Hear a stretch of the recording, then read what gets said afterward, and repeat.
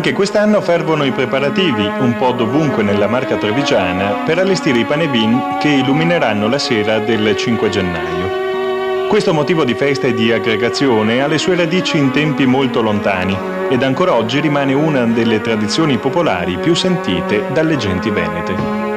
Un tempo il panevin o panera veniva solitamente allestito dai contadini e formato dalla sterpaglia, dalle erbacce e quanto residuava dalla pulizia di campi e fossi. Si formava così la catasta da bruciare la sera del 5.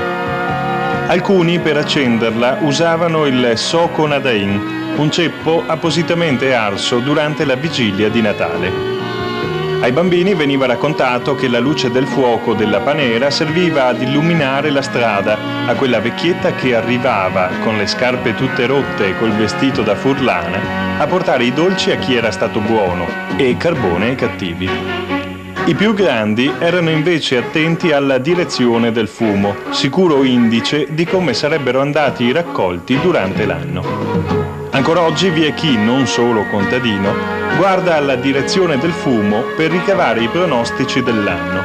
Ed ancora oggi ci si raccoglie attorno al fuoco mangiando un po' di quel dolce tradizionale che è la pinza, quello che un tempo era il dolce dei poveri ed ancora rivalutato alle soglie del 2000, accompagnato da un sorso caldo di vin brûlé. Una tradizione che si tramanda dunque nel tempo, di generazione in generazione, anche se in alcuni casi, come ci segnala il gruppo WWF di Castelfranco Veneto, quella che chiamiamo civiltà del nostro tempo porta a bruciare i prodotti che sviluppano fumi e odori nocivi ed inquinanti che i nostri avi non conoscevano.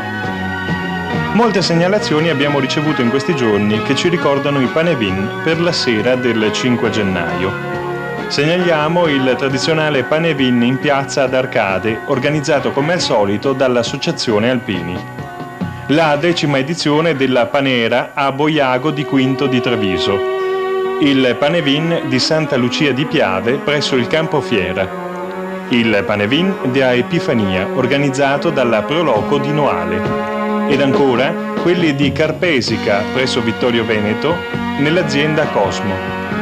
Di Castagnole presso le Scuole Vecchie, di Ponzano presso la trattoria Al Cacciatore, nella piazza di Silvella di Cordignano, in via Belvedere a Crocetta del Montello ed in città in via Madonnetta Santa Maria del Rovere, un altro vicino al passaggio a livello sulla Castellana ed ancora a Sant'Angelo. Panevin il giorno dopo, vale a dire il 6, a Paese presso il campo di rugby. In anticipo, infine, verrà bruciato questa sera, verso le ore 20, il Super Panevin a Cusignana.